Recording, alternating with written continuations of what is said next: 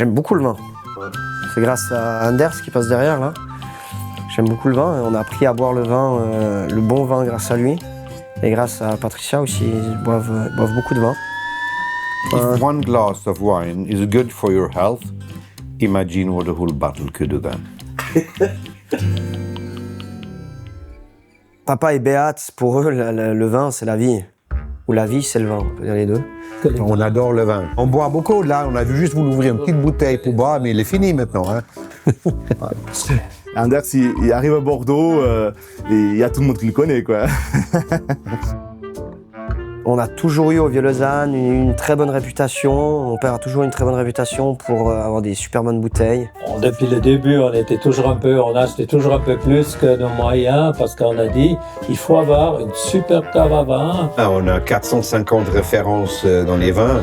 On a des gros formats, donc entre Magnum, double Magnum et 6 litres. On a passé 90 références.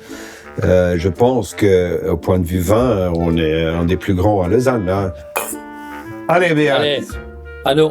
À nous. J'ai voulu améliorer un petit peu l'offre.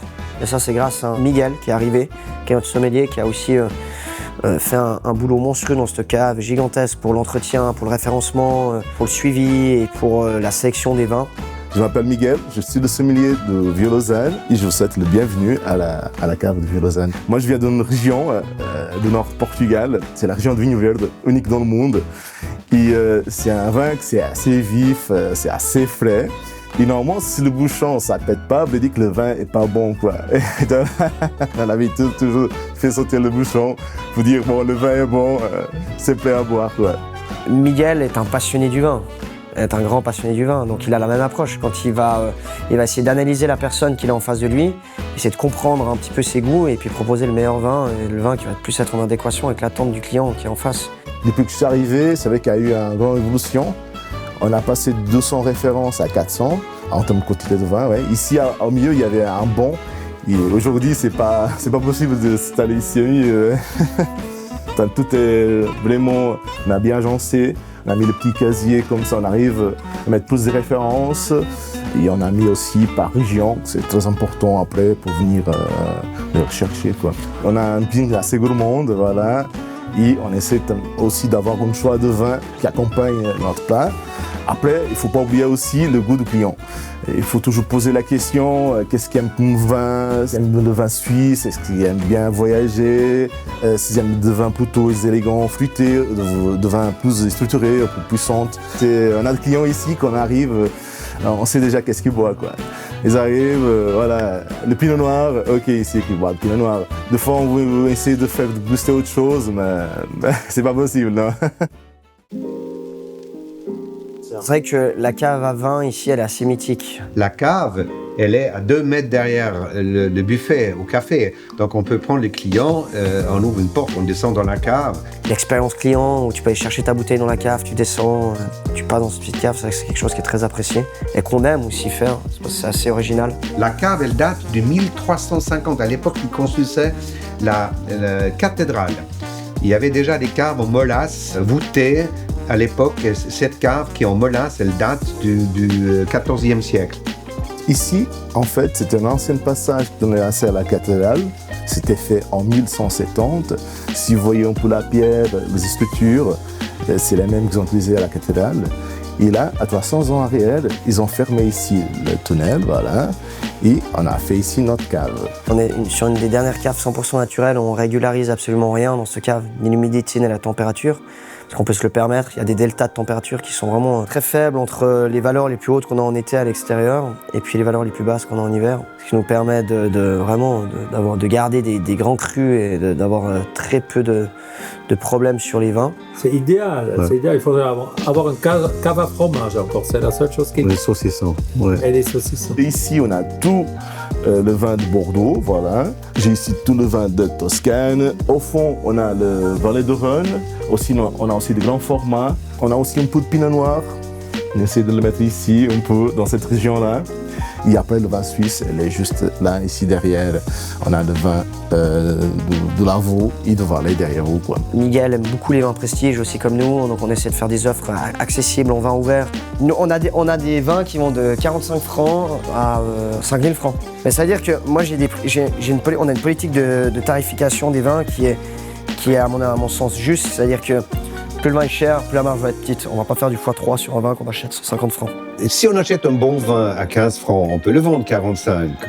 Mais quand on achète un vin à 150 francs, mais on met 80 francs dessus. Et puis voilà. Puis les clients, ils voient, et ceux qui aiment le bon vin, ils savent les prix. Et tout le monde sait les prix maintenant des vins. Bon, nous, on achète peut-être moins cher que le consommateur, mais ils se rendent compte que, voilà, ils se foutent pas de notre gueule, comme on dit en bon français. Hein. Ça permet premièrement, de faire plaisir aux gens aussi. Ils savent qu'ils peuvent avoir des très belles références où on les saigne pas. Puis aussi avoir du tournus, on les écoule plus facilement. Le Petrus 2012, on le vend 3200 francs. Le Petrus 2012, tu vas au Lausanne Palace, je pense que tu peux rajouter, tu peux faire x2 sur le prix que je le vends ici. Parce que j'estime que prendre 300-400 francs sur une bouteille, c'est déjà énorme. Oui, alors il y a les verres, etc. Mais voilà, on fait que de l'ouvrir. Il n'y a pas 50 heures de travail dessus. On ne doit pas les vendre trop cher. C'est pas comme dans un 5 étoiles ou les autres restaurants qui font des coefficients hauts. Ici, le client il doit venir vraiment bien. Beaucoup viennent pour boire des bonnes bouteilles ici. Donc on a des grands bordelais, on a des petits bordelais, des moyens bordelais, des grands bordelais. On taille et on renommé. On a des magnifiques, on aime beaucoup le nord de l'Italie et puis la Toscane. On a aussi développé une super carte de Bourgogne. J'ai pas voulu mettre les grands vins sur la carte principale. On a créé une carte à part qui s'appelle les canons du papa. C'est un peu les références, je vais te montrer. Donc là, ça, c'est la magnifique carte des vins qu'on donne à tout le monde. Et puis celle-ci, j'ai voulu créer une carte un peu comme si tu allais manger chez ton pote, puis ça t'a fait plaisir à référencer les vins. Donc c'est une planche de bois. Voilà. Et puis, c'est là, dans cette carte qui est moins belle, je l'appelle un peu la carte arrogante, où là, on a les plus grands crus. Donc oui, on a du cheval blanc, on a du Petrus, on a la Caisse du Clos, on a tous les plus grands vins, on a du Masseto, du Solaya. Et en fait, c'est marrant parce que là, j'ai fait un petit clin d'œil à mon père, parce que mon père, il a un proverbe qui dit depuis très longtemps, qui est « Life is too short to drink bad wines ». Et du coup, j'ai appelé les canons du papa et puis j'ai mis sa petite quote là. C'est vrai qu'on a eu quelques bouteilles, par exemple la Tâche de Romanée Conti, la Richebourg aussi. Ils sont assez compliqués déjà de le trouver. C'était une semaine chez nous, hein. Elle a parti assez vite. Et voilà, il y a quelques clients qui se font vraiment plaisir. Ouais. Alors, excusez-moi, les bobos lausannois, les véganes et les végétariens, on n'a pas de vin nature. Mais moi, quand je sens un vin nature, j'ai l'impression de sentir le cul d'un cheval, quoi. C'est insupportable. Il n'y a rien. En fait, c'est contradictoire, un vin nature. C'est vraiment un truc de bobo, quoi. Un vin nature. Par définition, un vin ne peut pas être nature. Parce que, pour moi, tout ce qui est nature, c'est quelque chose qui n'est pas transformé par l'homme. Un vin, c'est du raisin qui passe dans la main d'un homme, qui transforme. Aujourd'hui, avec la science et la technologie, on arrive à avoir des vins qui sont de plus en plus justes. Et puis, ça donne un grand vin. Alors pour moi, un vin nature, c'est une grappe de raisin. Tu prends ton raisin et tu le bouffes. Mais un vin nature, vous verrez jamais du vin nature dans la cave du Vieux-Lausanne. Ça sert à rien. T'as mal au ventre, ça fait des aigreurs, c'est nul. Ça sert à rien. On a une cave juste exceptionnelle. Enfin, on compète avec les étoiles Michelin, je pense, là-dessus. Nous, quand on ouvre une bouteille, il faut que ce soit authentique, il faut que ce soit familial. Alors effectivement, si c'est une bouteille de Richebourg qui a déjà quelques années, on va faire attention, on va pas l'ouvrir super fort parce qu'il faut pas casser le bouchon. Mais on va pas commencer à mettre une bougie, le décanter. Le goût reste le même. Hein.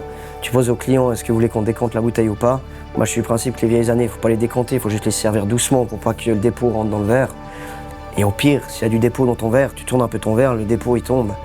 Donc oui, il y a tout un peu ce côté gnangnan autour du vin. Au final, moi je suis plutôt du côté gueuleton où tu ouvres une bonne bouteille de chasse-là, il faut que ça fasse avec le bouchon. Et puis il faut qu'on puisse le boire le plus vite, c'est le plus frais possible. Après, on est quand même dans un établissement qui est assez festif et on aime bien faire péter le bouchon, quoi. Je pense qu'il y a des tables où tu le fais exprès et tu dis ça met l'ambiance pour le début de soirée. Et puis deux tables où tu dis oh putain, j'aurais pas dû le faire, quoi. La gênance. Les gens un peu péteux, ils viennent pas chez moi. Aujourd'hui, les gens qui prennent une bouteille de Pétrus chez moi ou qui prennent une grosse bouteille, ils vont même dire Gary, prends un verre ou Miguel, prends un verre, goûte quoi. On n'a pas ce côté gond blanc, c'est convivial le vin. Il faut que ça reste convivial, qu'on boive un grand vin ou un petit vin. Par contre, ce qu'on va faire, on va mettre des verres en adéquation, ça c'est très important. On a de magnifiques verres, des verres qui sont ultra légers, qui coûtent 40 francs pièce. Ça change ton vin, c'est sûr. Mais après, ton vin, il va pas être meilleur ou moins bon si tu ouvres le bouchon de manière très, très délicate. Je pense que ça change rien. Pour moi, le vin, c'est le plaisir, c'est la convivialité, c'est le moment, c'est la famille, c'est les amis. Si ça, c'est important quand tu fais ce métier, c'est que les clients, voilà, qu'on fasse plaisir aux clients, mais qu'on se fasse aussi plaisir à nous-mêmes, quoi. Ça, je pense que c'est le plus important. Ouais.